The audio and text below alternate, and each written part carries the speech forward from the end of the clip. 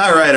I know this is kind of a cheat because this is a movie that's actually well received overall, but the reason I constitute it as a guilty pleasure treasure is because in this day and age where people are deciding that such classics like the Polar Express or the Santa Claus trilogy are going to be our brand new irreverent Christmas comedies or spectacles, I say unto these people, fuck that weak sauce. Gremlins has always been where it's at. Cause nothing screams Christmas more like wholesale destruction caused by little scaly puppets. So yeah, Gremlins, if you haven't seen it yet, here's basically the lowdown. You're kidding. Kid gets weird supernatural creature for a Christmas present, and also 3 rules to go by when it comes to caring for said creature. Number 1, he hates bright lights, we know that. But you gotta keep him out of the sunlight. Sunlight will kill him. Number 2, keep him away from water. Don't give him any water to drink.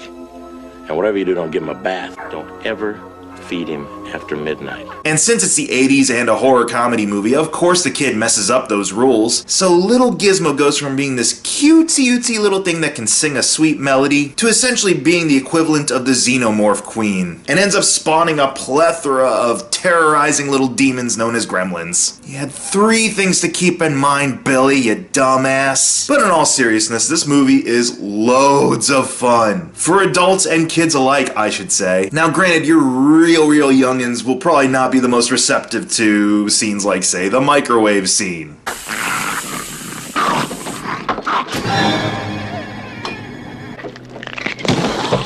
But even though this movie kind of pioneered the PG-13 rating alongside Indiana Jones and the Temple of Doom, it really isn't that bad when it comes to its violence. Yeah, sure, there's a lot of gross monster stuff that happens and quite a few over-the-top action sequences, but honestly, it's nothing really compared to some stuff I've seen on channels like Nickelodeon. In fact, probably a couple of shows on Nickelodeon in the mid-90s were inspired by this movie. So this movie has kind of worked its way into being my traditional Christmas viewing. Put on my Santa hat, wrap myself up in a nice warm Christmas blanket, hot cup of cocoa, and put Gremlins on the big screen. It is just so gloriously over-the-top, action-packed, humorous, but also really heartfelt. Sure, Christmas is kind of the backdrop for a lot of this goofiness, but at no point do you ever feel like you're getting hammered over the head with a holiday sentimentality.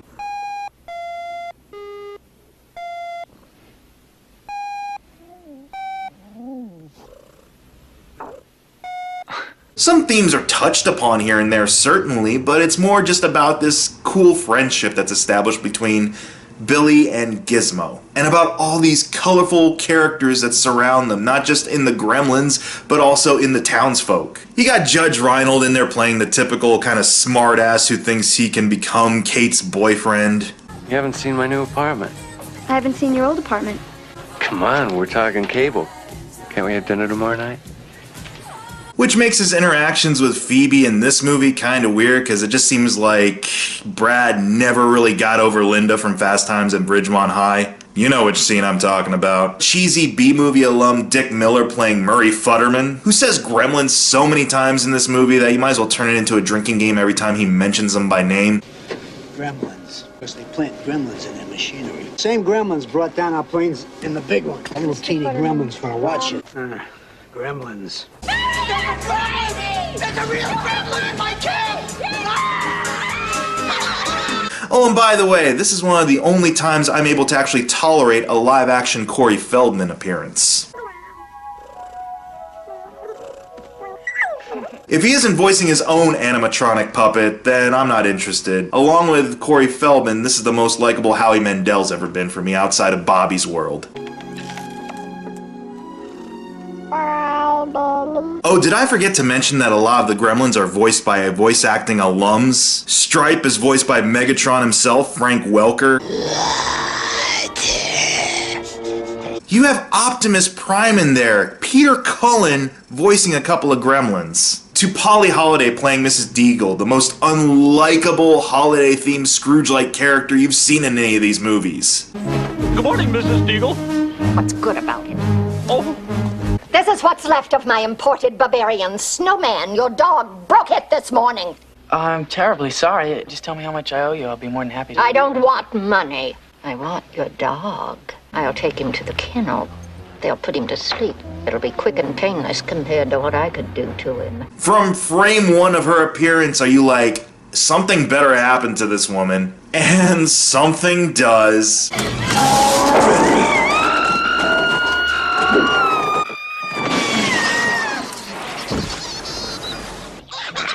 And it's kind of hilarious, even though it really shouldn't be. But that's the magic of a Joe Dante movie. Ever since I've seen this film, I've been kind of a big fan of a lot of what Joe Dante does. And going back into his filmography to see that he was behind the wheel of movies like Piranha and things of that nature, it makes a lot of sense why I'm drawn to a lot of his films. They can be dark, they can be irreverent, they can be unnecessarily graphic at times, but it's always done with kind of a wink and a nod to the audience, and it's playing off of a lot of tropes that he himself helped pioneer when he was in the Corman School of Filmmaking. Like, pretty much just incorporating Dick Miller into this movie is his straight-up love letter to when he was working for New World. And I feel a lot of that zany, irreverent energy he's able to incorporate into a lot of his scenes is well balanced by the fact that not only is this also executive produced by Steven Spielberg, who's able to give you a little bit more of a nostalgic flair and charm on everything, but also it's written by Chris Columbus. And I know what you're probably thinking, Chris Columbus, you mean the guy who directed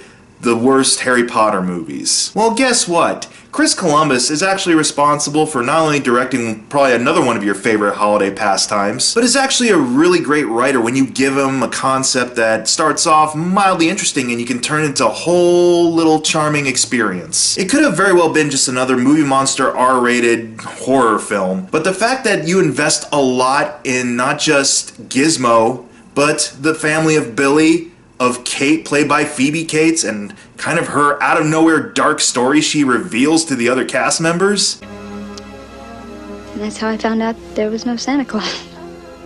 The fact that you can make me root for an old lady's demise and not really leave me with any pang of guilt about that, that takes some talent. But just the amount of fun and creativity that goes on display in this movie, ranging from all the silly hijinks that the Gremlins get caught up in,